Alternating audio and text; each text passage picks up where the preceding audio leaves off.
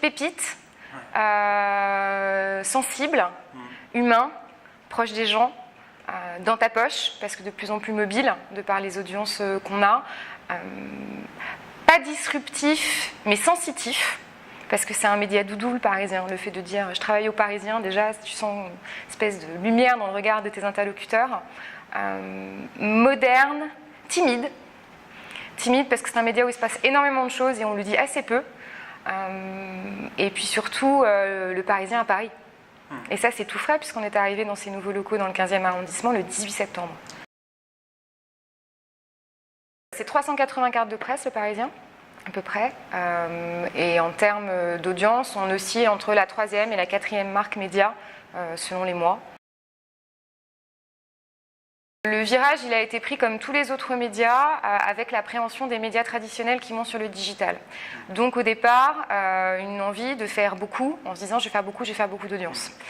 Ce qui n'est pas forcément la meilleure des manières de faire. Et puis ce que je trouve chouette dans l'histoire, c'est le média qui est rattrapé par les usages. Et qui est rattrapé par les gens qui le lisent en fait. Donc de plus en plus de contenu mobile, de plus en plus de contenu sur les réseaux sociaux. Donc une espèce de torsion quotidienne de comment je crée du contenu dans le contenu avec la meilleure information journalistique vérifiée, qui est pour moi essentielle. Au niveau de la vidéo, c'est 6 à 8 millions de vidéos vues mois, c'est une communauté Facebook de plus de 4 millions de personnes, c'est un compte Twitter qui doit frôler les 2 millions de fans, et au global, c'est des mois à 45-50 millions de visiteurs uniques. L'Insight, ça part de Jean Ornin, ancien patron du Parisien, qui a monté l'équipe TV, une connaissance des médias, amour de l'image, qui dit « Ok, très bien, on va transformer, on va créer une web TV au Parisien ». C'était il y a un peu plus de 3 ans maintenant. Donc, constitution d'une équipe avec cette volonté d'on va faire 80 vidéos par jour. Moi, je suis arrivée il y a 2 ans avec un ancrage beaucoup plus pure player, beaucoup plus tech, et une volonté de se dire « Ouais, effectivement, c'est très bien de faire de la vidéo, mais il faut qu'elle soit au bon endroit, poussée à la bonne personne au bon moment ». Et c'est là où la technique prend le pas sur l'éditorial et c'est ça aussi qui est intéressant à travailler. On prend des vieux rendez-vous du Parisien, comme le PSG 16 Discute, qui est une émission qu'on fait le lundi avec les journalistes du print, qui viennent en plateau, et on transforme ce débat, un peu d'experts, en vrai format social et digital, en le diffusant déjà en live sur le site dans un premier temps, puis en live sur les réseaux sociaux, puis en disant à nos journalistes, voilà, maintenant vous allez avoir les questions des internautes qui vont remonter dans un flux, et on va directement les identifier et vous allez leur en parler. Donc ça, c'est comment tu transformes du vieux avec du neuf, et comment tu rassures les gens avec des formats qui sont, on va dire, éditorialement bon avec de l'info vérifiée, mais comment tu rajoutes la bonne couche de digital qui va bien. C'est prendre un format qui existe aussi depuis 2 ans, qui s'appelle les lives du Parisien. Donc on a la chance d'avoir des artistes qui viennent soit en acoustique, soit en gros son au cœur de la rédaction. De prime abord, un événement, on va dire, un peu de service, qu'on ouvre complètement maintenant à nos lecteurs digitaux, en leur faisant vivre en live le concert, en leur donnant aussi la possibilité d'accéder et de venir poser des questions aux artistes qui sont invités, dans une vraie logique de proximité.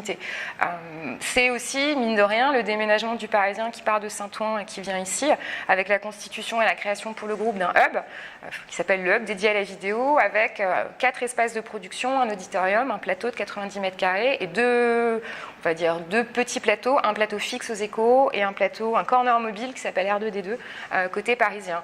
Et je crois surtout ce que j'ai pu apporter, c'est de dire que la tech et l'éditorial, c'était les mêmes métiers mais pas avec les mêmes mots. Je crois beaucoup en la valeur technique, je crois beaucoup au fait que la tech peut sauver les médias, dans le bon sens du terme, et je crois qu'un bon média, c'est un média qui investit sur les équipes techniques. Ils investiront toujours dans une rédaction. Une équipe technique, c'est un peu moins sûr.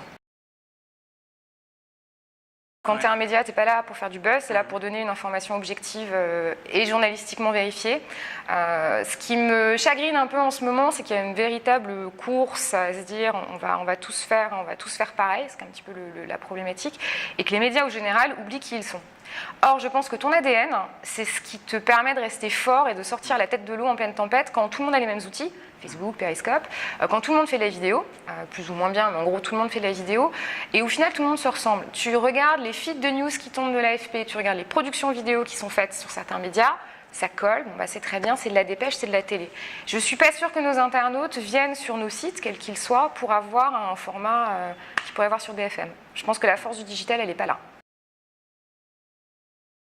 Je pense que la vidéo t'oblige à encore plus de rigueur La vidéo t'oblige à penser encore plus en amont ton contenu. La vidéo t'oblige à te dire que tu ne feras pas tout en vidéo. Et ça, c'est hyper intéressant parce que je pense qu'il y a beaucoup de médias qui ont vécu l'arrivée de la vidéo comme on va faire de la télé, ou on va arrêter de faire du print, ou on va faire les guignols devant la caméra, j'ai pas envie. Côté journaliste, hein, j'entends bien. Or, c'est pas ça. Une bonne vidéo, c'est pas ça. Une bonne vidéo, c'est une expérience. Une bonne vidéo, c'est de l'information qualitative que tu vas présenter dans un format différent et qui va venir enrichir un sujet.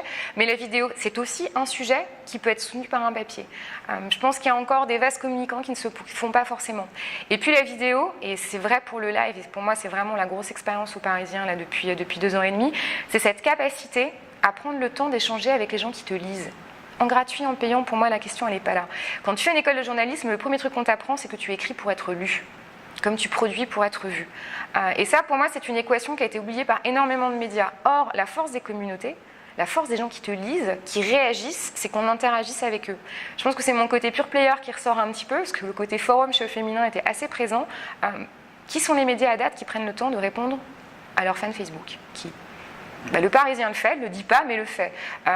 Qui prend le temps de se dire que le verbatim d'un internaute, ça peut être un KPI essentiel dans un rapport humain, dans un rapport régie ?